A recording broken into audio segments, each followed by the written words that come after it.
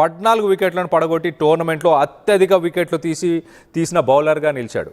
మరోపక్కన ఇటు బుమ్రా ఖచ్చితమైన బౌలింగ్తోనే ఇటు ఇంగ్లాండ్తో జరిగిన సెమీఫైనల్లో కూడా ఇటు భారత్ విజయం సాధించింది.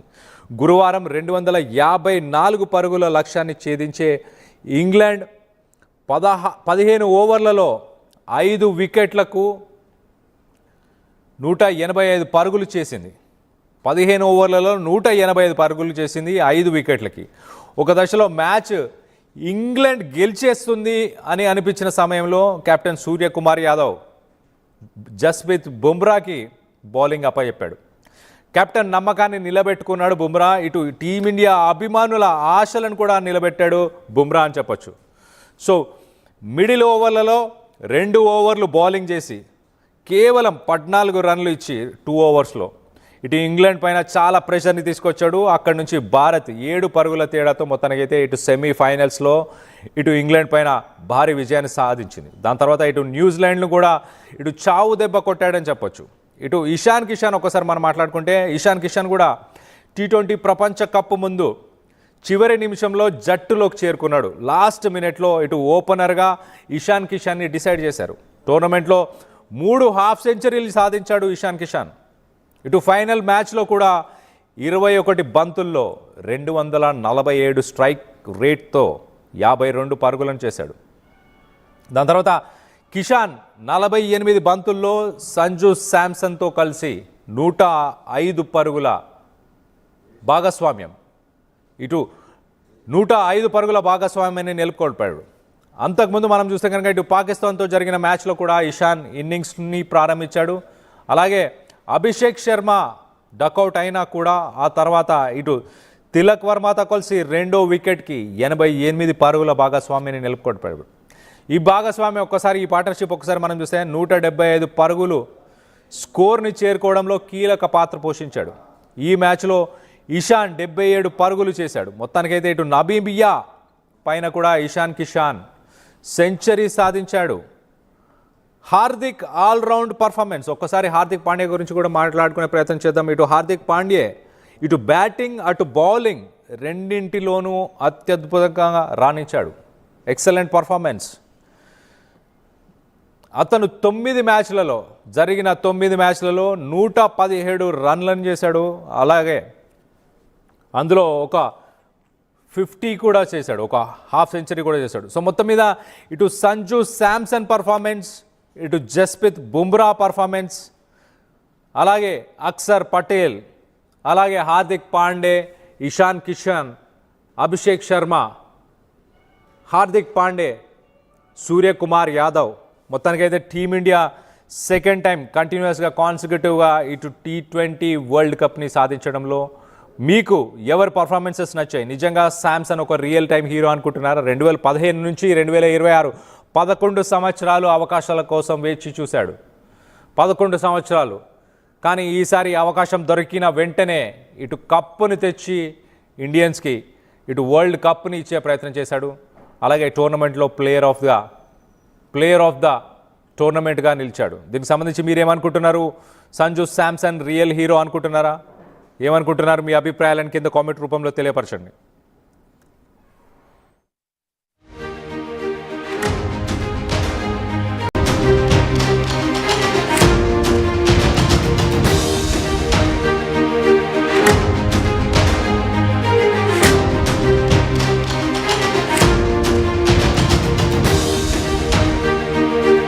బ్రేకింగ్ న్యూస్ చూస్తున్నాం. ఒకడు మొనగాడు, ఊరే మెచ్చిన పనివాడు, విధికి తలంచడు ఏనాడు, తల ఎత్తుకు తిరిగే మనగాడు. సో మొత్తం మీద ఇటు టీమిండియాకి ఒక్కడు మనగాడు భారత ప్రపంచ కప్పు విజేతగా నిలవడానికి ఇటు సంజు శాంసన్ కీలక పాత్ర వహించాడు. మనం సంజు శాంసన్కి సంబంధించి మనం చూస్తే కనుక ఇటు చరిత్రలో 2015 నుంచి ఇటు 2015 నుంచి దాదాపు 11 సంవత్సరాలు 2015 నుంచి దాదాపు 11 సంవత్సరాలు ఇటు తన క్రికెట్ ఆడడం, తనకి ఇప్పటిదాకా మంచి ఆపర్చునిటీస్ కూడా దక్కలేదు. ఇటు భారత్ ప్రపంచ కప్ విజేతగా నిలవడంలో ఇటు సంజు శాంసన్ ఇప్పుడు కీలక పాత్రని వహించాడు. ఇటు టీం కష్టాల్లో ఉన్నప్పుడు ఒంటి చేత్తో మ్యాచ్లను గెలిపించాడు అంటూ ఇటు సంజు శాంసన్ గురించి సోషల్ మీడియాలో ప్రస్తుతానికి చాలామంది పోస్టులు పెడుతున్నారు. క్వార్టర్ ఫైనల్స్లో ఒకసారి మనం చూస్తే కనుక వెస్టిండీస్ పైన 97 రన్స్, అలాగే ఇటు సెమీఫైనల్స్లో ఇంగ్లాండ్ పైన 89 రన్స్, ఇటు ఫైనల్స్లో న్యూజిలాండ్ పై 89 రన్స్. ఇటు సంజు శాంసన్ ఈ రేంజ్లో ఆడకపోయి ఉంటే టీమిండియా ఫైనల్స్కి వచ్చే అవకాశమే లేదు అంటూ ఇటు సంజు శాంసన్ తీరుపై నెటిజన్లు ప్రశంసలను కురిపిస్తున్నారు. ఎన్నో అవమానాలు ఎదుర్కొని 0-2 హీరోగా సంజు శాంసన్ ఎదిగాడు. ఇటు మిగతా ప్లేయర్స్తో పోలిస్తే ఇటు సంజుకు టీంలో చాలా తక్కువ అవకాశాలు దక్కాయి. 2015 నుంచి 2026 11 సంవత్సరాలు ఇటు టీమిండియాతో పనిచేస్తూ అవకాశాలు మాత్రం అతి తక్కువ. ఇటు వరల్డ్ కప్ టీంలో ఉన్నా కూడా ఆడనిస్తారో లేదో అన్న అనుమానం ఉన్న స్థితి నుంచి టోర్నమెంట్ స్టార్ట్ అయినప్పుడు తనను ఒక ఎక్స్ట్రా ప్లేయర్ కింద స్క్వాడ్లో అలా పక్కన పెట్టేశారు. సెకండ్ మ్యాచ్లో అవకాశం ఇచ్చినా కూడా తక్కువ రన్స్ చేశాడన్న ఉద్దేశంతో మళ్ళీ పక్కన పెట్టేశారు.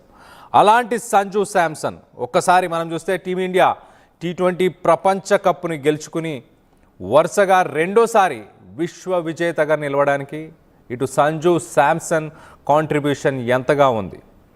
మొదటి ఇటు క్వార్టర్ ఫైనల్స్లో 97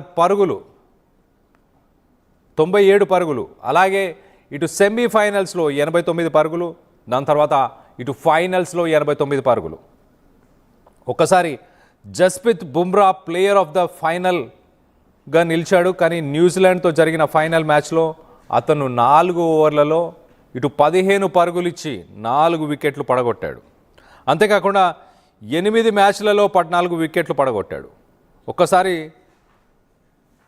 ఇటు సంజు శాంసన్కి సంబంధించి మనం మాట్లాడుకునే ప్రయత్నం చేద్దాం.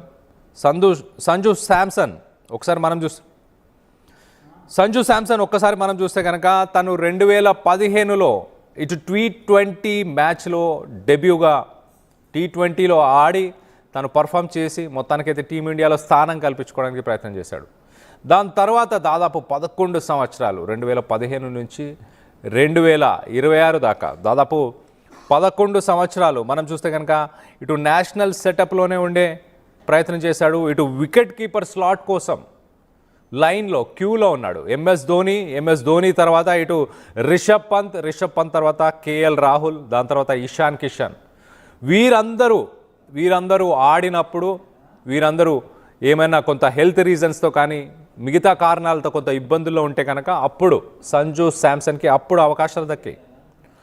ఎర్లీ కెరియర్ ఒక్కసారి మనం చూస్తే కనుక ఇటు 2023 వన్డే ఇంటర్నేషనల్ మ్యాచ్, ఇటు 2023 సౌత్ ఆఫ్రికాతో ఆడిన వన్డే ఇంటర్నేషనల్ మ్యాచ్లో 50 ఓవర్స్లో